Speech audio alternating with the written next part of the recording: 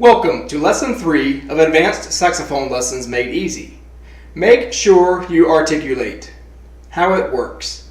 Your tongue is a muscle. Just like the diaphragm we discussed in Lesson 2, you must gradually work that muscle into shape. It will not happen overnight, but it will happen if you work at it. Repetition is key.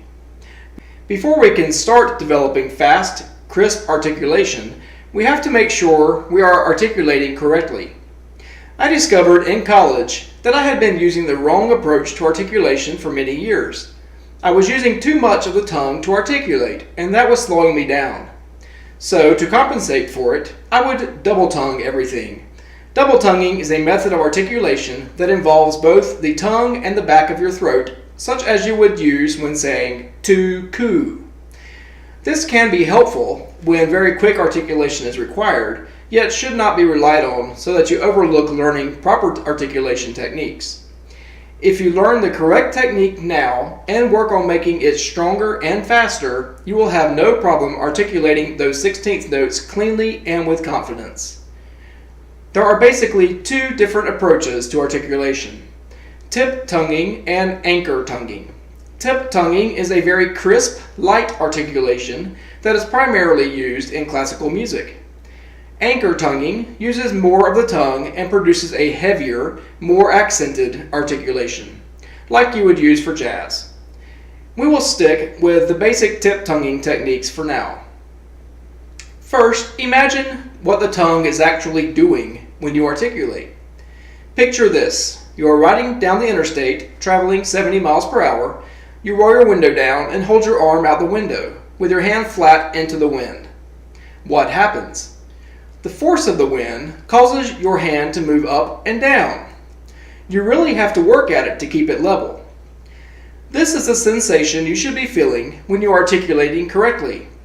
When you use proper air support, as we discussed in Lesson 2, you will be blowing the tongue with such force that it will have no choice but to move up and down and articulate properly.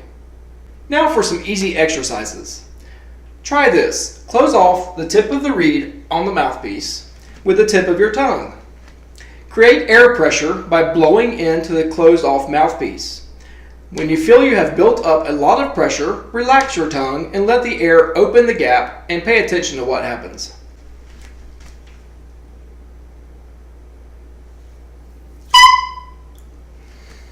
Repeat this process very slowly at first. This is what you should feel when you articulate, only you're repeating the process very quickly over and over again. Once you feel comfortable articulating correctly, start developing speed. To make sure you train your tongue to articulate precisely in time, I recommend using a metronome. Check with your local music store or a friend if you do not already have one. This is an invaluable tool that many musicians use during each and every practice session. Set your metronome to about 100 beats per second.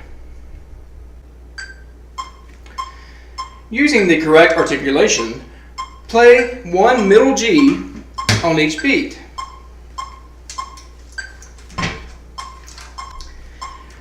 Focus on playing each note with the metronome and also make sure you're articulating cleanly and crisply, such as 2, 2, 2, 2, 2, 2, 2, 2.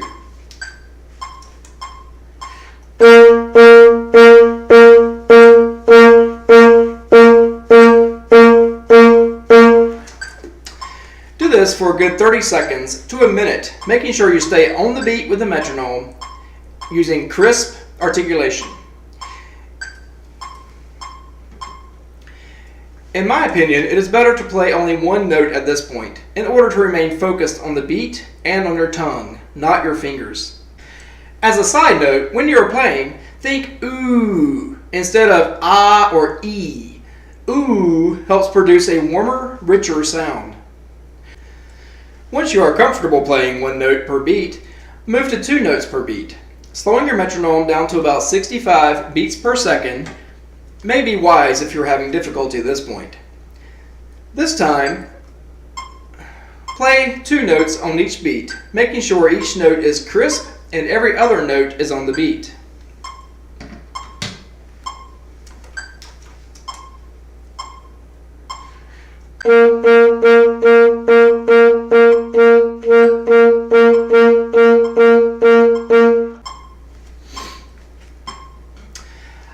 takes a lot of time and is not much fun at this point. However, when you're able to speed this up, the transition will be much more comfortable and you'll become a better player because of it. Repeat this exercise for about 5 to 10 minutes a day for about a week until it is ingrained in your mind and tongue before you speed up the tempo anymore. You can even practice this exercise without a horn, anywhere at any time. Just repeat 2, 2, 2, 2, 2, 2, 2, 2 at any tempo you choose, while making sure only the tip of your tongue is striking the top of your mouth. This is a great way to pass the time while taking a walk, driving a car, or watching a movie. However, if someone else is with you, I recommend not saying the syllables out loud. In a few weeks, you will be thankful you took the time to learn this. Now that you are the best slow articulator around, it is time to speed things up. Keep the same idea of 2 notes for every beat and begin to increase the beat by 10 beats per second every few minutes.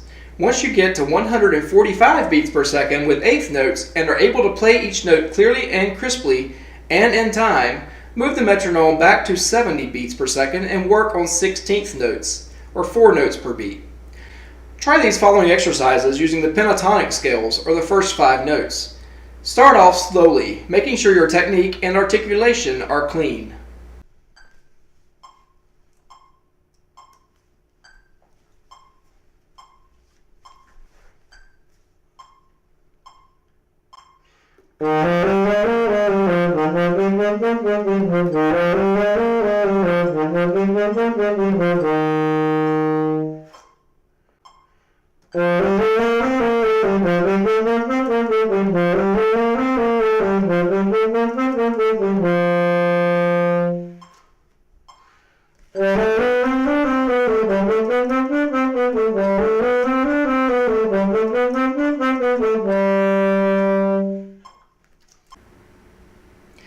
And so on and so forth. If you start feeling your articulation is getting sloppy and you're having trouble staying in time with the metronome, don't keep going. Take a break, then slow it down again and play it a few more times until you're comfortable moving on. The worst thing you can do is keep practicing bad habits. No matter how long you practice, if you are practicing the wrong things, you're doing more harm than good. A common definition of insanity is doing the same thing over and over again while expecting a different result.